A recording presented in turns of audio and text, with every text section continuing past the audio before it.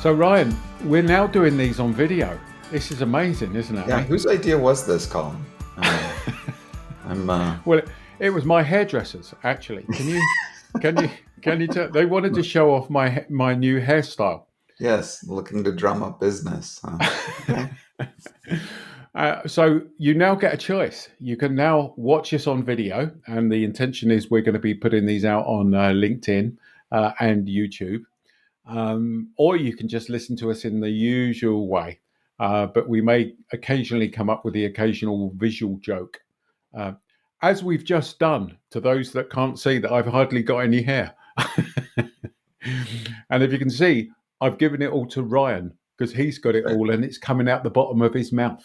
That's right. I think that mostly we're looking to move into the beard video podcast appreciation space. I think there's a lot of demand out there for more bearded content, and Yes, yes, and you just didn't know all this stuff, did you? that's So right. there you go. So we've the other good news of this week is we've got a pickle Good. because I do love a pickle, and the pickle this week is from a young lady called Tonya Dunn. She's a CX professional in the insurance industry, and this is again we get a number of pickles through. If you want to submit a pickle is basically a problem. So what's the problem? And we always try to pick out ones that we think are applicable in other industries and across the piece. And this one I think is applicable. And the pickle is this.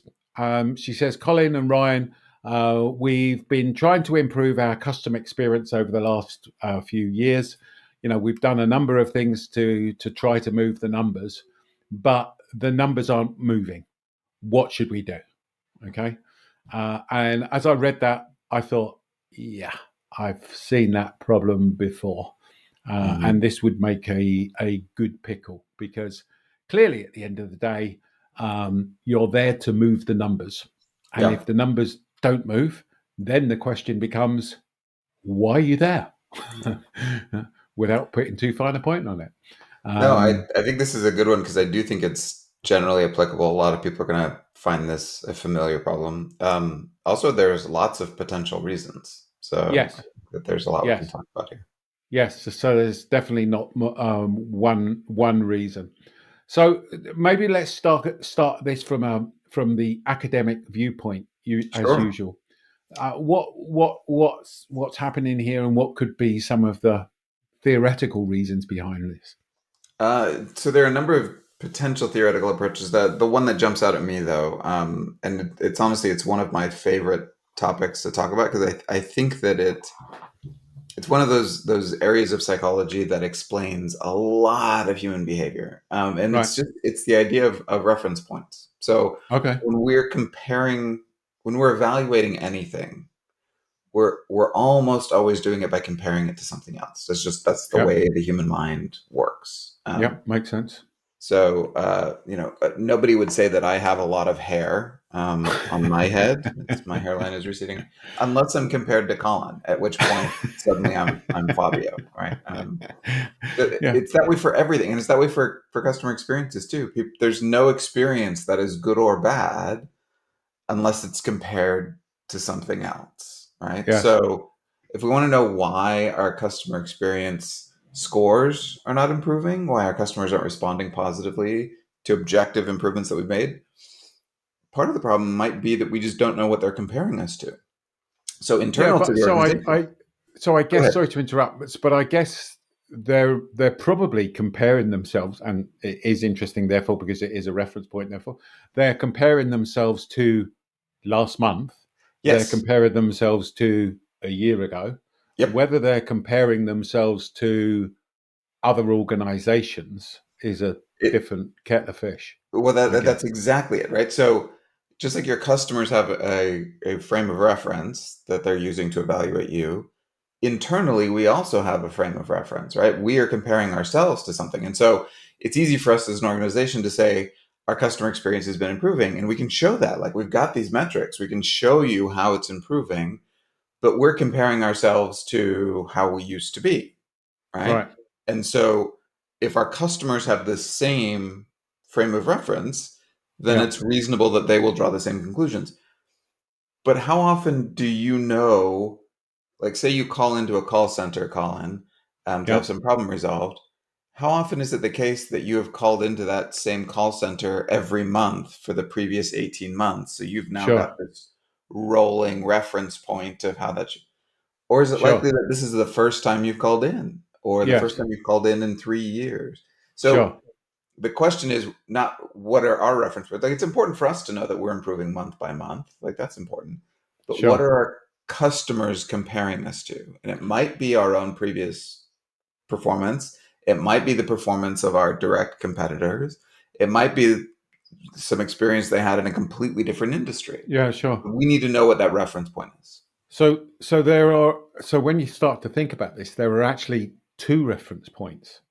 So there is the customer's reference point when they are giving you the score or whatever that score would be.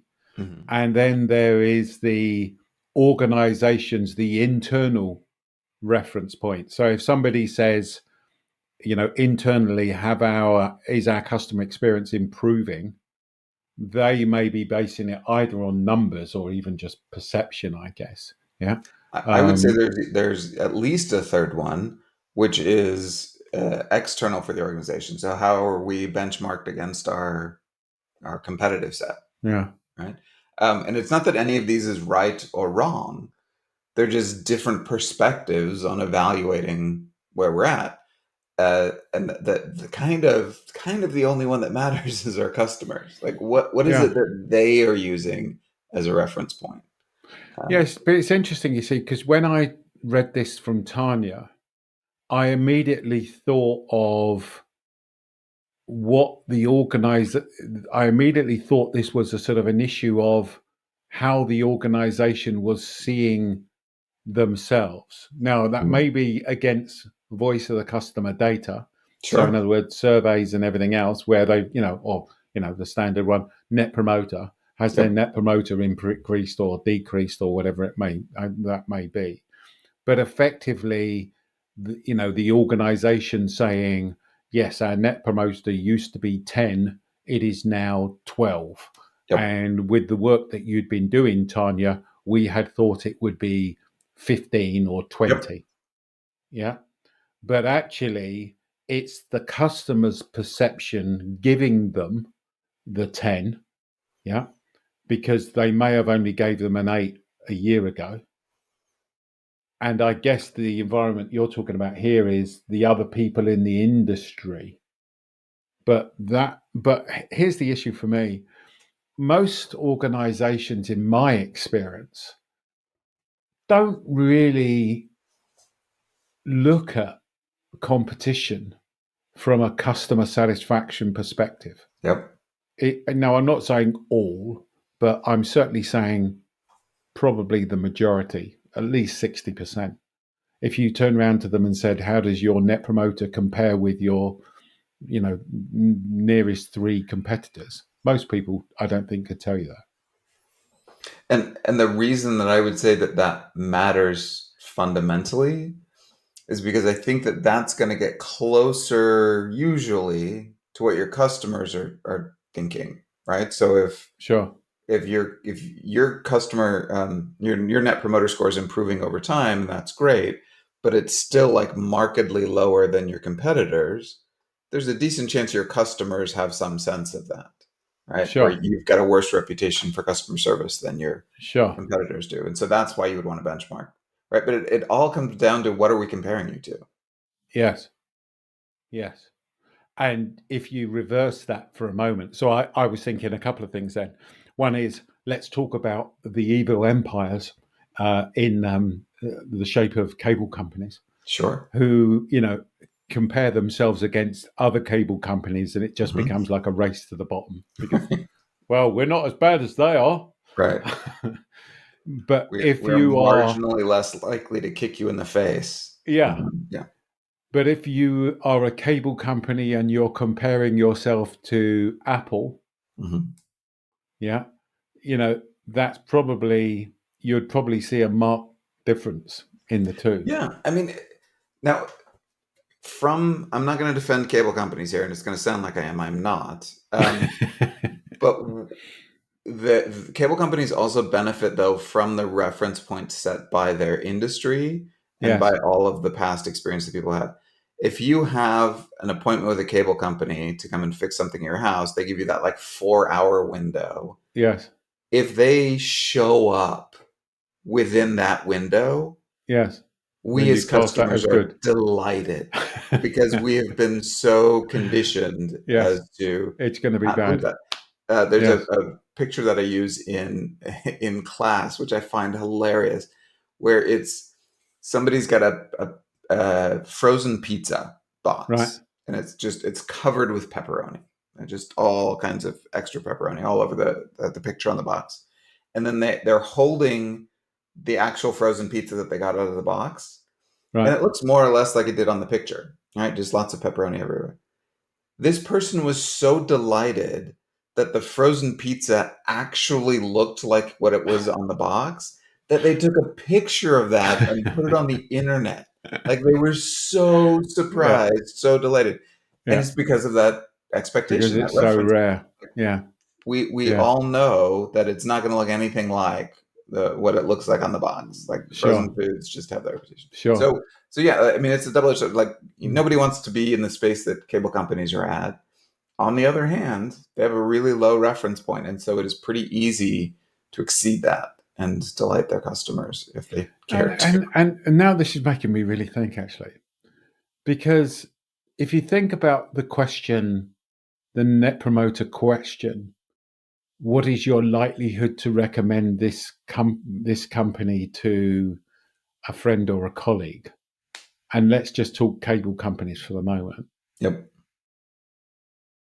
I am basing that referral, if I made one, knowing the fact that actually everyone needs to have a cable company Hmm. to have or you need to have access to the internet. Yeah. Yep. So you've you could be effectively going, I'm going to refer this company because they are the best of a bad bunch. Yeah. This is So the if a least friend of terrible way to mine get your moved internet. into Sarasota, Yep. I would turn around to them and go, yeah, go with this company. It's not because I think they're great. It's because I've got a choice of two, Hmm. and and one of them are marginally less bad than the other one. It's a bit Yep. like politics, isn't it? You Yeah. end up voting for the person that you don't want to, or voting for not for the person you don't The want to get in, least hated. but the least hated person. Correct. Yeah. Yeah. Yeah. But again, Yeah. all of that is relative to kind of our expectations and our reference points. Yes.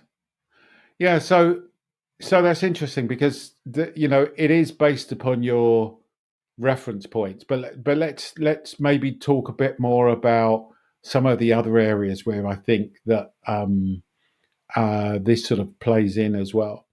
Can I throw in Um, one more one related theory yeah, please do. element to it, and then we'll get to some of the more practical concerns. Yep, This is related to reference points. So the idea there's this idea called evaluability, the yep, evaluability heuristic, which is a very fancy sounding word, which essentially means that stuff that's easier to evaluate matters yes, more. yes, Pretty simple idea, but this trips up companies all the time. Where right. especially technology oriented companies, engineering focused companies where they're making these improvements, but their customers are not in a position to really evaluate it. So if you make your product 10% more reliable, Let me give you an go for it. example. Can I give you Go an for it. example, a live example? And I find this quite ironic. Okay, so I'm sitting in England at the moment, and you know that I split myself between England and Florida. Hmm. Okay. Um, I'm in the middle of I like how you say buying. England and Florida, not England and the United States. We've got a country, and then we've got Florida, which is kind of a planet unto itself. Like that, it Yeah, exists as its own entity. yeah.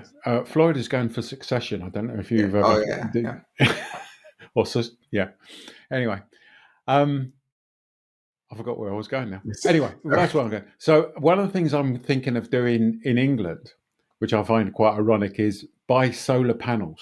Yeah. And one of the reasons it's ironic is the sun doesn't shine as much here as it does in Florida. Okay. But there's a thing called an energy crisis over in Europe Yes. at the moment. And the reason I mention all this to you is because I got a quote from a solar panel company the other day. There was 50 million bloody things on the Yeah. on the document, and I Yep. couldn't make head nor tail of all of the megawatts and this and that. And Milliamps. And, yep. oh, it was just a nightmare, mate. And the only thing I could, and I've never really gone into this in any detail, but the only thing I broke it down to was the kilowatt hours. Yeah. How many kilowatt hours had I used, and how many kilowatt hours would the system output, you know, give me? Yeah. So Mhm. I've now got a number that I can go, okay, that's simple. So carry on the story. No, It within. that's a fantastic example, right? So the solar panel industry, very technical, tons of brilliant people working on this stuff, and a bunch of those numbers probably matter, Yeah. um, and are probably impressive, and probably are indications of a higher quality or higher something than a competitor. But you, like the vast majority of people who buy solar panels, don't have any extensive training in electrical engineering. And so Sure. therefore, it's all meaningless. And Yeah. so instead, we do what you did, which is we tend to focus on just a few things that are easy to evaluate. So kilowatt Yes. hours has been appearing on your energy bill for decades. You have some sense of what that means. It's a number that you can easily compare. And so, yeah, that's exactly it. So, looping back around to the original Pickle, it could be that you're improving your customer experience objectively in ways that our customers just can't evaluate, and so it's not going to Sure. affect our Net Promoter Score or whatever else, Sure. Sure. unless we Sure. allow them to evaluate it easier. Yes.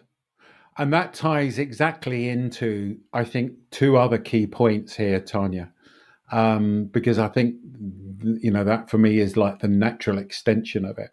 And let me give you an example, one that's literally happened to me fairly recently. Okay. So we're doing some work with a client, and they are fairly what I would call transactional. Okay. So they're, in other words, they're very sort of right brain focused, very process driven, very quality driven. I'm trying to avoid the use of the word old fashioned, but they're certainly sort of caught in a bit of a time warp. Yeah. Where, those, Good. Caught in a time warp is much better than calling them old fashioned. That was, you really saved their egos with that one. That was good. I did, yeah. But yeah, the way that they look at a customer experience hasn't, and this is the good thing, hasn't been particularly great. Okay. And I was chatting to them the other day, and I was presenting some of my our findings. We basically did a whole sessions on how customer centric they are and all that type of stuff.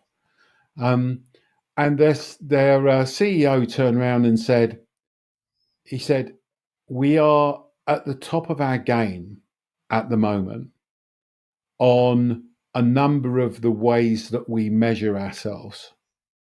Yeah. The increases that we can have are marginal. Okay. Because it's Yeah. like 98.9% and stuff like that.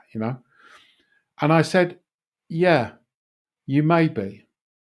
But the issue is you're measuring the wrong things. Yeah. So, now let's start to measure customer emotions. Where do you think you are on that then? Well, I don't even know where we are Yeah. on that then. Yeah. But I guarantee they'll be bloody low. Yeah. Yeah. So the issue becomes a couple of things. It becomes, well, what are you measuring? Yep. Yeah. And to a degree, the point I was making there, which I hasten to add, he totally bought into, was it's sort of like these different levels. So the evolution, if you like. And when you're or level of maturity, when you're at a certain level of maturity, the numbers that you get are really great, but you actually move up to that next level of maturity, and actually your numbers are really bad. Now that doesn't mean to say that the numbers that you were Right. judging things upon, I don't know, things like quality of the product, delivery times, how quickly you answer the phone, basic stuff, what I would call basic stuff. And that's what I mean by being in a bit of a time warp, you know. I'm not saying those things are unimportant. It's a bit like when you go to a hotel, and they go, "Is the room clean?" And you think, bloody hell, I used to get that 30 years ago. And Yeah. if the room's not clean now, that's a major issue. But you shouldn't be measuring it, because surely that's a given. It's a bit like them saying, "Did we provide a bed?" Well, yeah, you provided the bed. Yeah, well done. You provided the. So, hey, a hotel provided the bed. That's really good news. Yeah, but you get the idea. So Yeah. it's what level of maturity are you looking at it from, and therefore, Tonya, part of the issue could be that the numbers aren't moving because either they are the wrong things to be measuring, so they are an irrelevance. Yeah. Or it could be that they are one of the things that you could be or should be measuring, but the performance of those is so good that it becomes marginal. The improvements become marginal, and you spend all your time on trying to get that 0.1% or 0.01% improvement. That is just, end of the day, is it's probably not worth the effort, to be totally honest with you. Does that make sense? Yeah, no, I love it. I think that that's a great thing to consider. Like if the customer experience is improved in the way that we're measuring it, it's possible that we're just measuring it wrong, right? Because our customers might be Yeah. evaluating differently. Well, I think without knowing it, mate, you've said another good point. Oh, I But you knew it. see, I knew it. you, you've said two good points. I can't believe it. It's incredible. But what you said was the way that we are measuring it was wrong, Yeah. which actually then brings you down to, actually, it could be the right thing to be measuring, but the methodology that you're Yeah. using also can affect the numbers. So those are two different potential problems, right? In the Correct. language of, what I do, in the language of theory, you could be measuring the wrong construct. So you're measuring the Yep. wrong idea, the wrong like Yep. aspect of the experience that's not actually driving value, or you're measuring the right construct using the wrong measure. And so Yes. therefore not getting an accurate assessment of what's Yes. going on. Yeah. Yes. And you just said another important thing. I I can't hope you're believe this. keeping track of these, Colin. We need a whiteboard behind you so you can I, just, this is a visual medium now. You could be it, keeping track of my it, good it, ideas visually. visual, yeah. And I can't believe you're coming up with all these good ideas, mate. I It's need only taken you. evidence. It's taken you 4.5 years to get here. What's happened, mate? We've been going for 4.5 years. I've been waiting for video. It's not, I don't, I think I want to make good points on audio only. No, you need to see the shock on Colin's face. That's what's motivating. Yeah. I forgot what you said now. No, I didn't. If I say it again, you need to give me another point. So the thing you said was, what drives value? Yeah.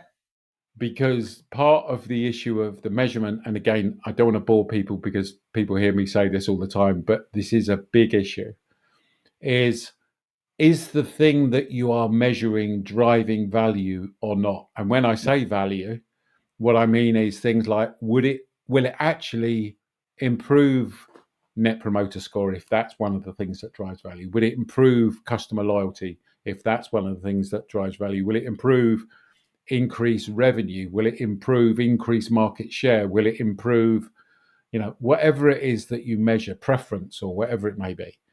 And again, what we typically find is a lot of effort is put into, for instance, and again, I'm going to go fairly basic, but put into improving the time to answer the phone call.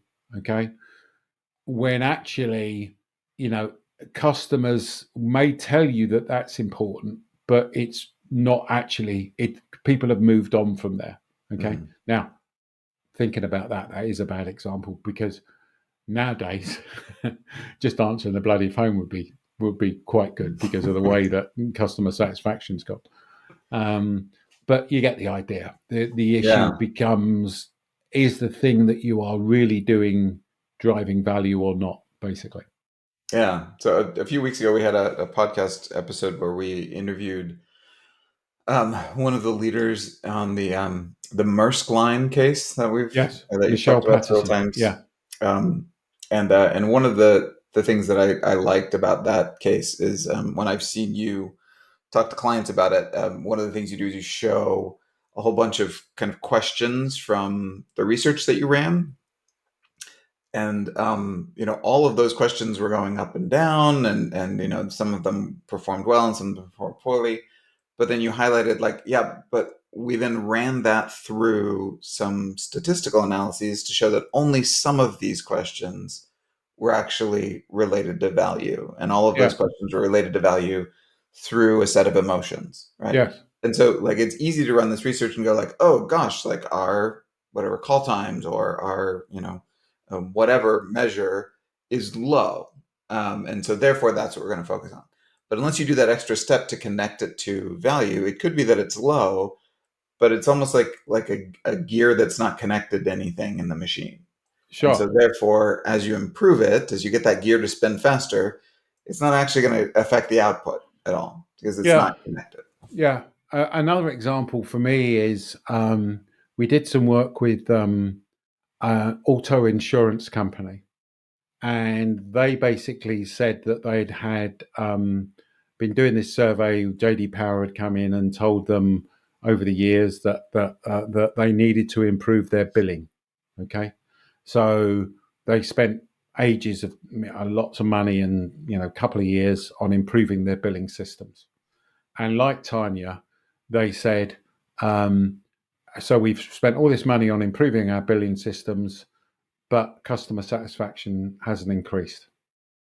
Why? Yeah. Mm. And it's very simple. The answer is very simple. Customers told you the wrong thing Yeah. that was annoying them.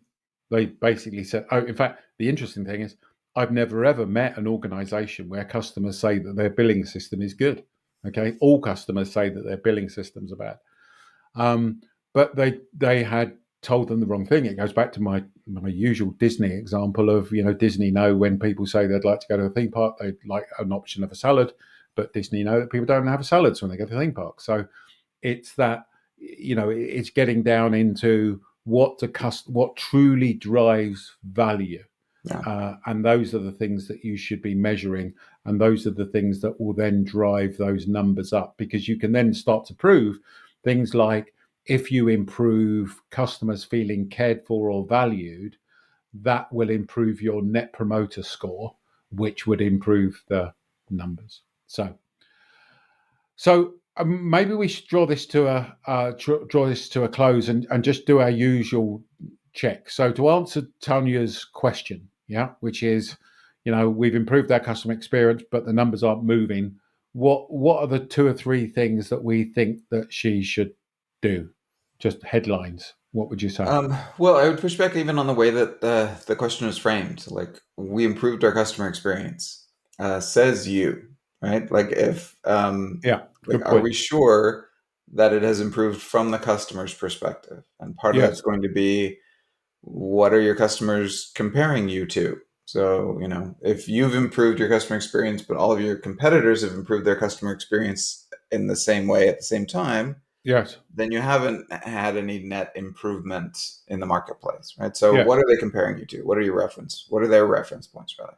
yes, Make sure we got that right. The yes. other one that you came up with, and I'm going to steal because I'm talking first, is around measurement. And like, are we measuring the right things? The things Yes, that, according to our metrics, our customer experience is improving, but are those the metrics that actually drive the outcomes that we want to see in the yes, marketplace? yes. And the third one for me is, do the things that you end up measuring drive value? Yeah. Can you statistically show that there's a connection between improving this and improvement on net promoter, or whatever it is that the customer says that drives value? And if you can scientifically show that that happens, then off you go and do things. In my view, the overall problem is people are improving things that don't drive value. Yeah. So I'm sure Tanya has been very busy, but it's a bit like the billing system example. Lots of effort, I'm sure the billing system is suddenly really good. But you know what? The reality is it's a bit of a waste of money because that's not what really the customers want you to do, although they've told you. And this is always the irony. So we hope that's been of use. We hope that you take a look at the video. As I say, we're going to be putting this on LinkedIn. We're going to be putting this on YouTube as well. And we're not going to do every single podcast video, although we're hopefully moving a bit more to it. I hope I can grow a bit more hair between now and the next one, but you never Try know. growing a beard. Yeah, maybe I should do that. Maybe I should become a professor or I something found like that that as well. the more of my face I cover up, the better people respond to me. So You know, I tell you what, mate. I'm going to send you a paper bag. How about that? Would that work? I worry about the crinkles on air, but yeah, I'm willing to try it. Great. Okay, mate. All right. And we look forward to talking to everybody next week. Okay. Cheers, everyone. See ya. Bye.